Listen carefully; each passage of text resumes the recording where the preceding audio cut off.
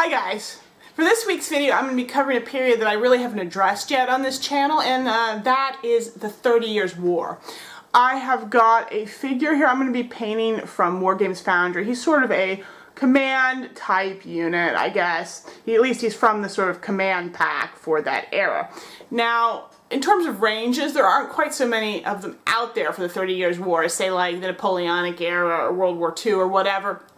And I guess that's because those periods are sort of seen as more glamorous, even though I'd argue that 30 Years' War was, in terms of, sort of the effect that it had on Europe, was as important as those other two conflicts. But I think it's harder to understand. The motives are less clear-cut, and why things happen and how things happen. It's just much more confusing to understand, which I think is probably something that maybe turns off some people.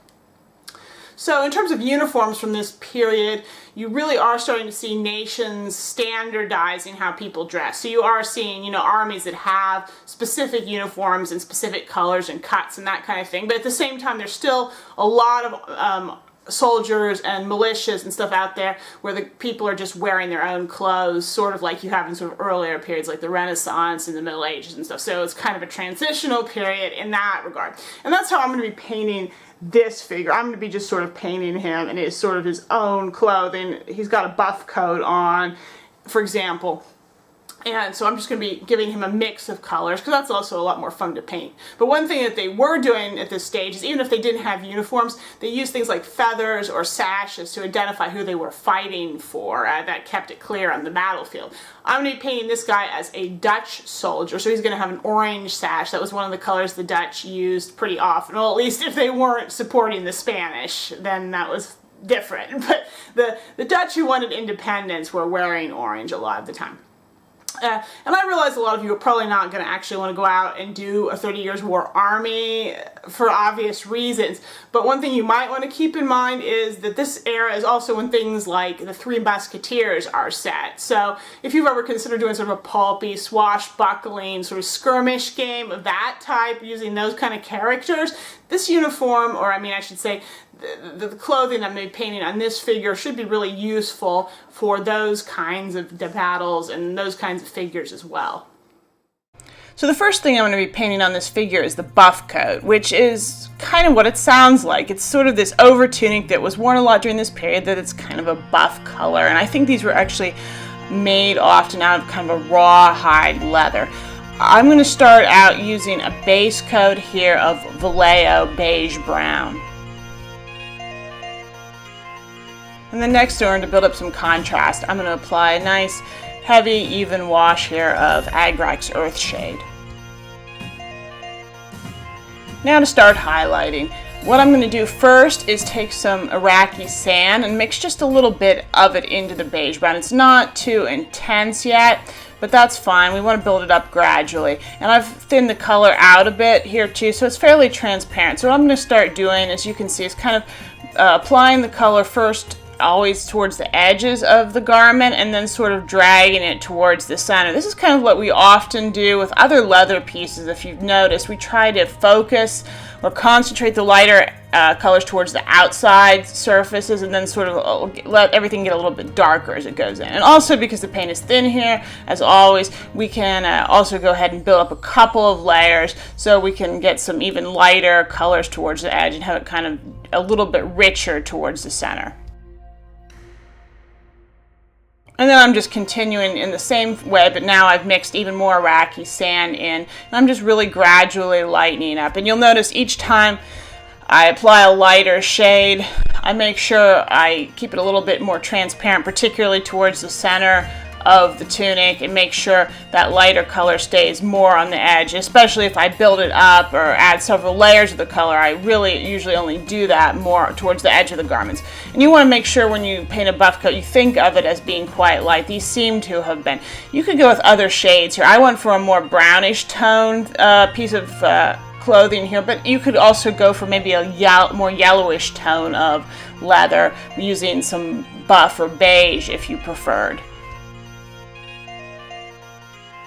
I made my final highlight here by taking just Iraqi sand and darkening it now slightly, using the color that I had already kind of mixed before. So I don't want really pure Iraqi sand as my final highlight because that's a little bit too intense and bright. I need to, you need to tone it down just a little bit. And I'm really applying this last color as an edge highlight. I'm being very careful. I'm applying very thinly and gently along the most extreme edges, and I'm not, as you can see, really blending it in as much as I did with the other colors. It depends on areas like, for example, the tops of the shoulders and sort of those cuffs and those kinds of places. You can choose to apply more color and layer it on a little bit more strongly, just because those are areas where a lot of light is kind of going to be shining down on the figure, so you'd expect it to be lighter and brighter. And you can also choose to apply this lighter color more in areas if you think that would be a place that was getting a lot of wear, because if we assume this is a leather garment, you're going to get the sort of lighter,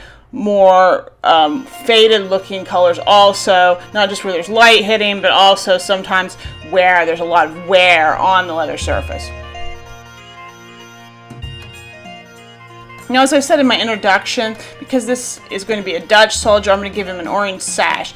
And I decided that I would make his breeches in a sort of a shade that complements that. I'm going to paint them orange too, though I'm going to make sure it's a different shade, a more muted, earthy shade than the sash. So I'm going to apply a base coat here of orange brown, and it's kind of a transparent color, so you may need a couple of layers to get good coverage.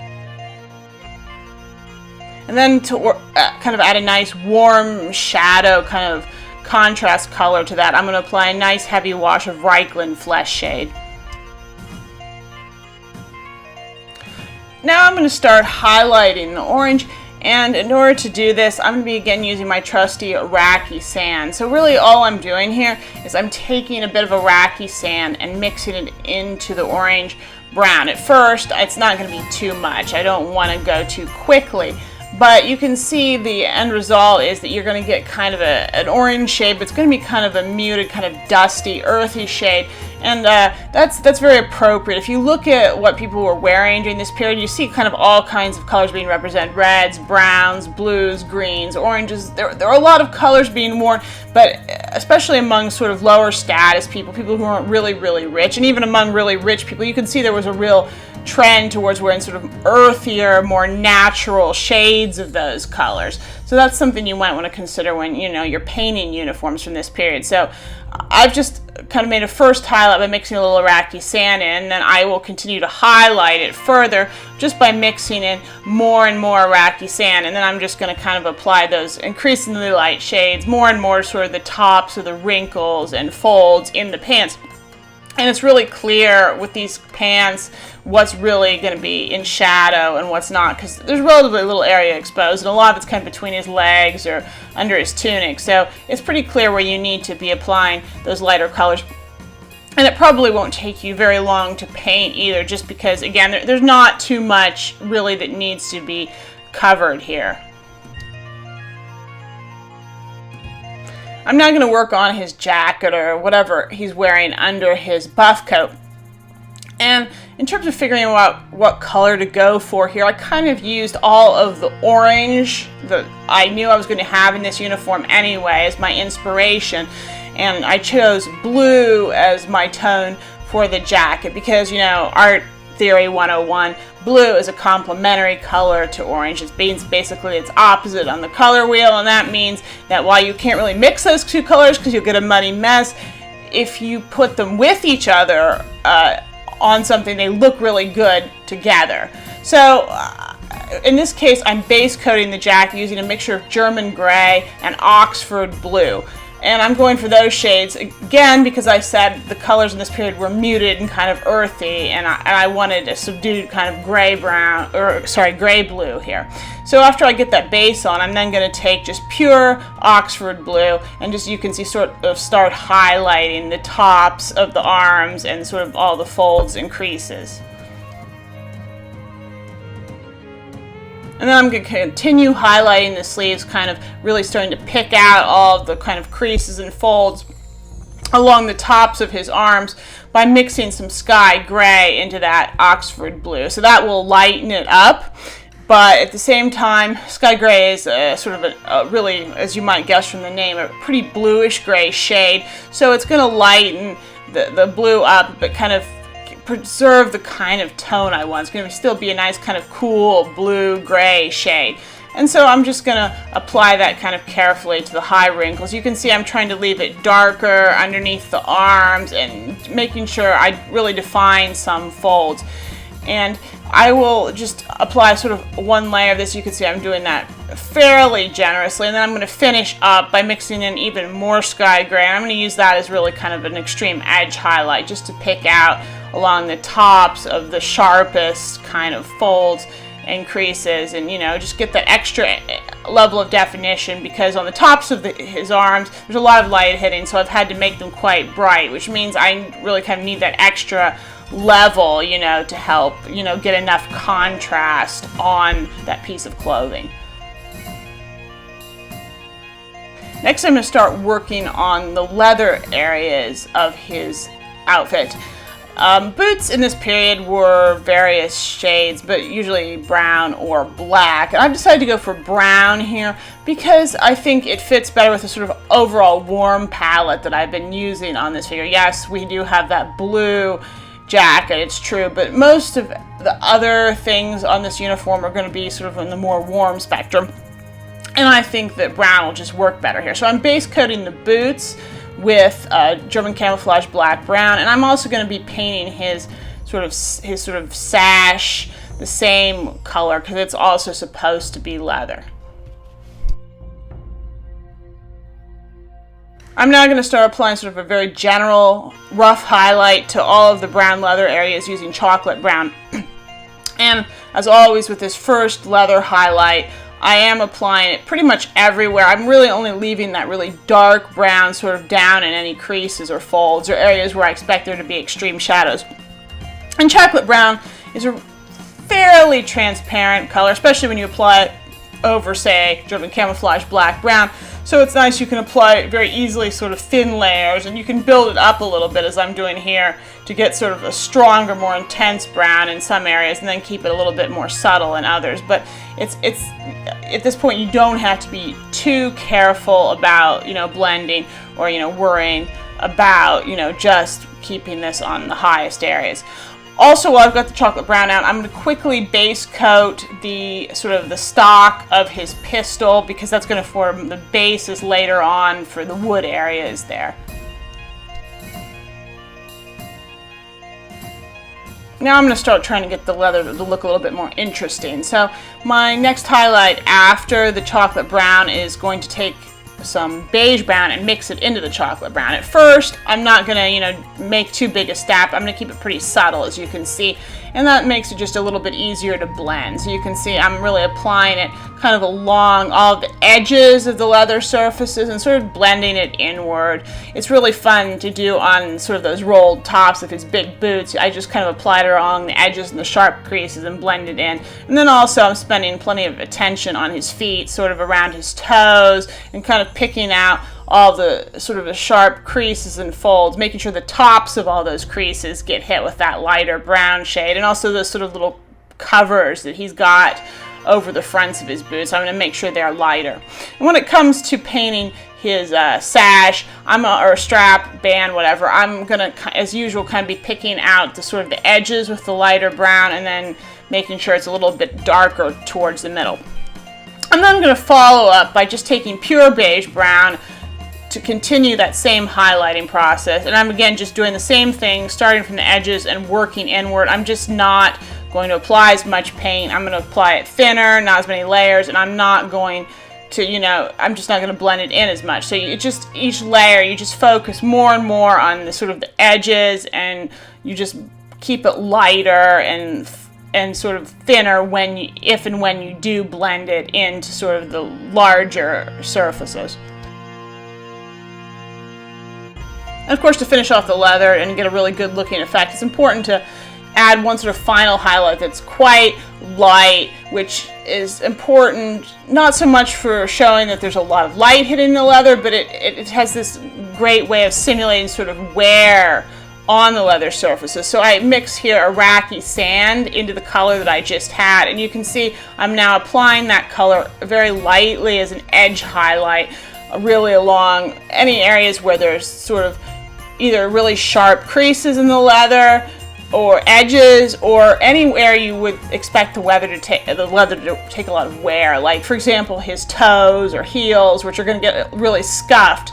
And you know, when leather wears, it tends to kind of knock off that dark patinaed surface, and then sort of you get a rougher, kind of lighter, fresher leather, which is revealed underneath. So you're really using these light colors to emphasize that. And you know, you don't need very much of this color. As a matter of fact, if you overdo this, the whole thing will not look good. You'll spoil the effect. So it's really important to do it, but to do it very sparingly and really keep it very much towards the edges of your pieces.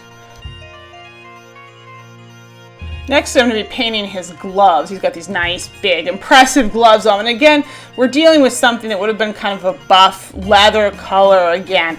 And it's important here that we get a shade that is not exactly the same as, say, the buff coat or the boots or whatever. We need to keep everything sort of distinct. So I'm applying a base coat here of German camouflage pale brown. And while I took like the buff coat, for example, in a more brownish direction, I'm going to take these gloves in a more yellowish direction. So I've taken the German camouflage pale brown here and I have lightened it using Vallejo buff, which is a very light pale yellow shade. My first pass here, I haven't added too much in, but you can already see it's substantially lighter. But it is, when applied over this sort of brown base coat, it's fairly transparent. So I'm going to go in initially and just really sort of pick out all the major surface. I'm really only leaving the base to define really dark areas like between his fingers or sort of between the cuffs of the glove and the main body. And then after that, I'm just going back in and layering it several times, because you can really build this color up quite a bit before it won't get any brighter. I'm then going to continue highlighting using just pure buff. If you want, you can add just a hint of the previous shade into it, just if you want to kind of unify the colors much, but I really just put a whisper in, so it's for all intents and purposes just pure buff. And I'm doing the same thing here. I'm applying it along areas now where I would expect light to hit, and I'm sort of blending it out. And again, just like with the previous layer, it's going on pretty transparent, so you can really build this up. You can apply probably 3 or 4 layers. Well, that's what I ended up doing before, again, you've really hit sort of the maximum color intensity that you can get out of this, which is really good because it means that you can paint these gloves and you really don't need very many shades of paint to do it. You just kind of apply these 2 layers and then you just kind of keep building up the paint and getting it kind of brighter and brighter and lighter in the areas where you really want highlights on the gloves. So we're going to end up now with a nice kind of yellowish kind of brown leather shade for those particular items.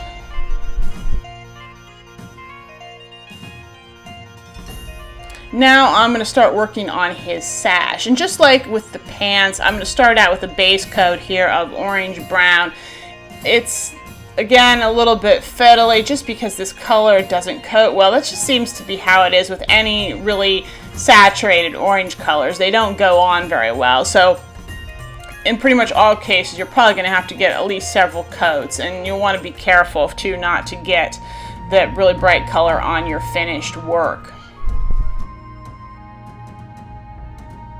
And then just like before, I'm going to apply a nice heavy wash of Reichland Flesh Shade. Make sure I really get it down in all the creases and folds, because it really helps define the different little areas and parts of the sash.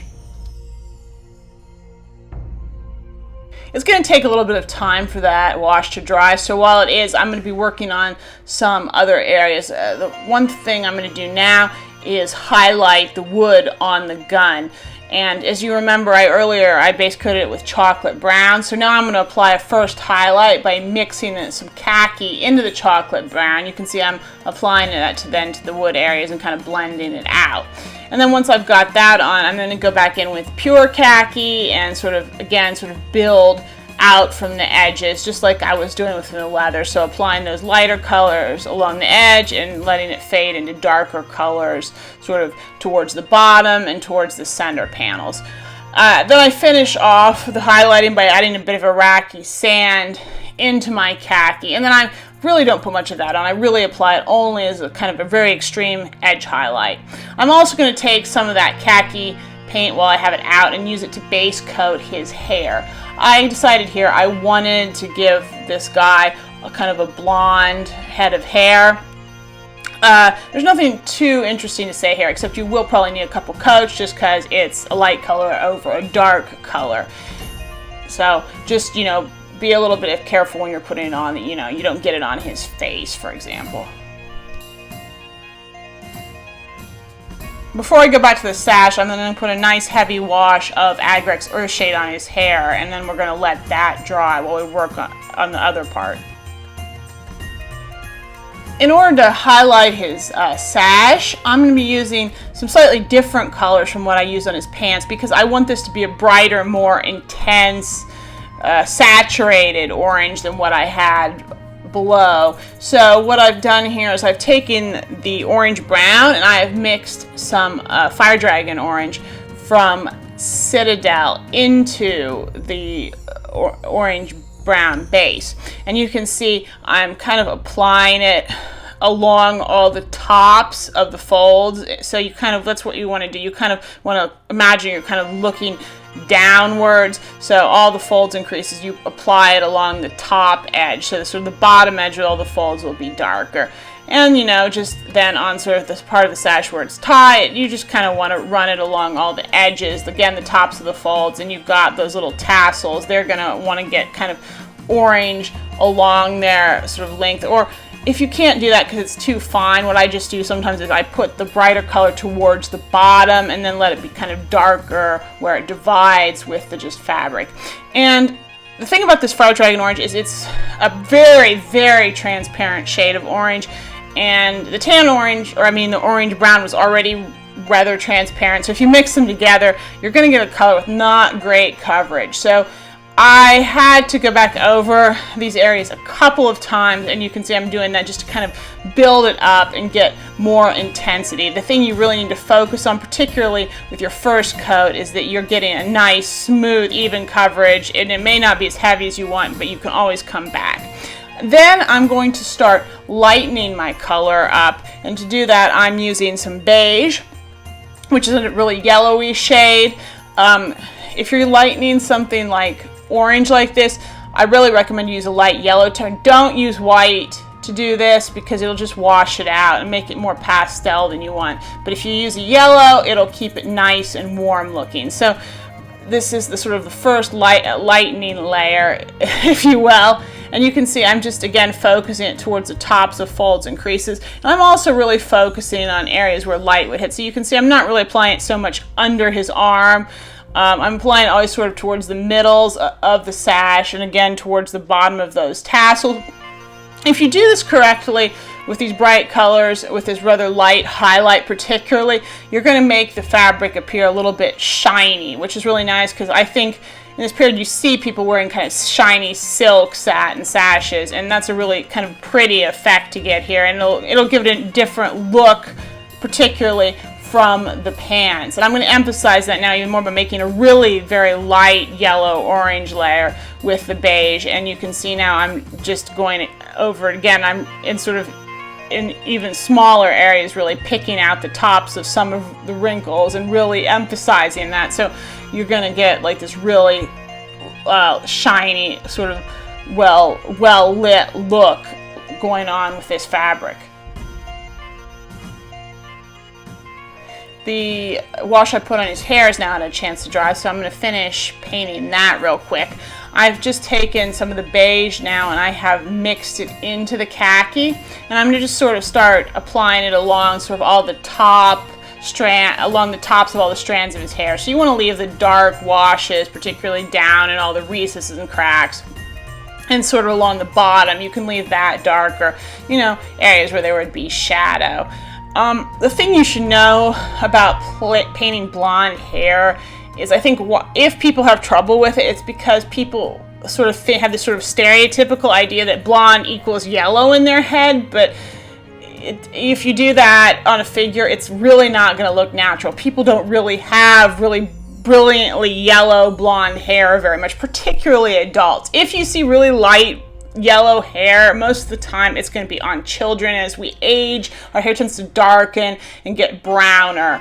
So that's why khaki, for example, makes a really, really good base. You're basically using kind of a brown yellow color, and then you can then layer some more yellowish shades over top of it. So the khaki beige mix is a really good idea, especially if you keep it thin. And then once you're done, you can then go ahead and take some pure beige like I am.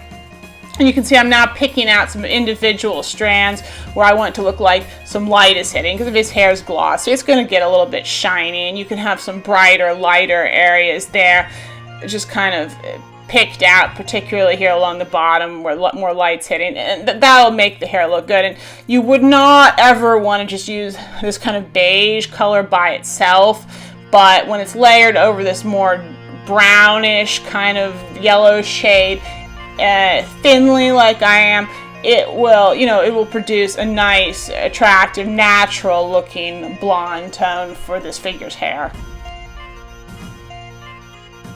Now I'm going to be painting some sort of black gray areas. As I said, I wanted this figure to have a more warm palette, so I didn't leave too many areas that needed this treatment, but I decided that I would do his sword scabbard and his hat using sort of black gray tones, just because I didn't want the whole thing to be just totally warm shades. I mean, we've got the blue shirt, jacket, obviously, but I didn't think that was quite enough. In order to highlight this, I am taking some just German gray and kind of pretty evenly applying it to all the areas. Just leave the black in any sort of really extreme shadows, or sort of the dividing line between the different areas, and other than that you can put the German gray everywhere. To highlight, I then mixed first a bit of Oxford blue into my German gray and applied that then as sort of a secondary highlight, and I applied it in most of the same places I put the German gray, but just a little bit less, and I blended it out. And the reason I added the Oxford blue was I wanted to really sort of emphasize the blueness of my gray more than usual here, and have it sort of complement more that blue that I'd already worked into his coat. That way we have just more colors that fit all together. And to continue highlighting, I basically took some sky gray and I lightened that shade very, very subtly. You really don't want much, because as I've said before, you want your gray black tones in these cases mostly to be very, subtle. But I'm using that here, as you can see, as an edge highlight, really to define like the edges of his scabbard and his hat, and sort of just along all those parts. But again, you can keep it real minimal. Next, I'm going to do the steel metal areas, which basically here are going to include the blade of his sword and sort of most of the parts on his gun. I'm basically in those areas, as usual here, with a mixture of German gray and some gunmetal. Just make sure you get a nice even coat. Then I'm going to just apply pure gunmetal to those areas to highlight. On the sword blade particularly, I'm making sure the coat is very thin and smooth, and I'm kind of building it up a little bit more on one side of the blade than the other, just because ultimately I want one side to look like it's brighter and catching more light than the other. I then used some Vallejo Air Steel to quickly finish my highlight. I put just a little bit on the wheel lock of the pistol. I didn't want it to get too shiny otherwise. And then I focused the rest on the sword blade. I really ran a lot of it along sort of the extreme sharp edge of the sword, and then also I focused a light coat sort of along one side of it particularly, so it looked like the light was hitting there more. The final thing left to do then is to paint the brass kind of gold looking areas. I painted a little bit of the hardware on the gun to look as if it was that color, and then he's also got a buckle on his baldric, which I did in that tone, and then you've got the handle and sort of guard on his sword, and also the spurs on his boots. You could do those in steel if you wanted. I went for brass gold, and I actually forgot and had to go back and do them later, but that's not important. Bottom line, you can kind of base coat these areas however you like. I'd often use German camouflage black brown with Vallejo Air gold, but I'm out of the gold right now, so instead I used German camouflage black brown, and I mixed it with Jenna gold from Citadel, which is a very, very red gold shade, so you have to be kind of careful how much you put in.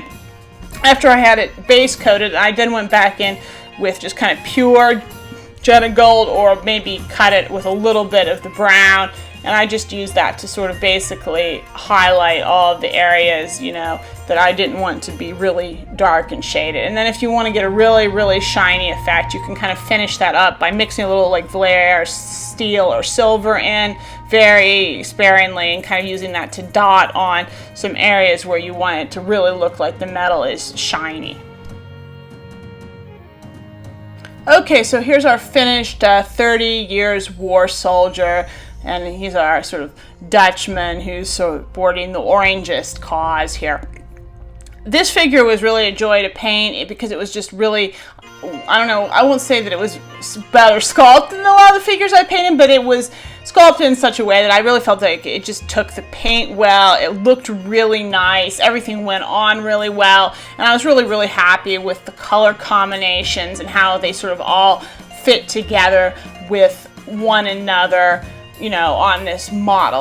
You know, and I hope particularly, you know, you found some of the techniques here, particularly for doing things like painting oranges and browns, useful, because I personally find like that's something where I always need a lot of inspiration. It's good to just show lots of ways. And also maybe you found my way of painting blonde hair helpful, because that was something I actually struggled with for quite a while, to find a good technique for that. And I'm pretty happy with what I've settled on now, you know, so I'm hoping that maybe you can, you know, also maybe draw some inspiration for that when you're working on hair on your other figures.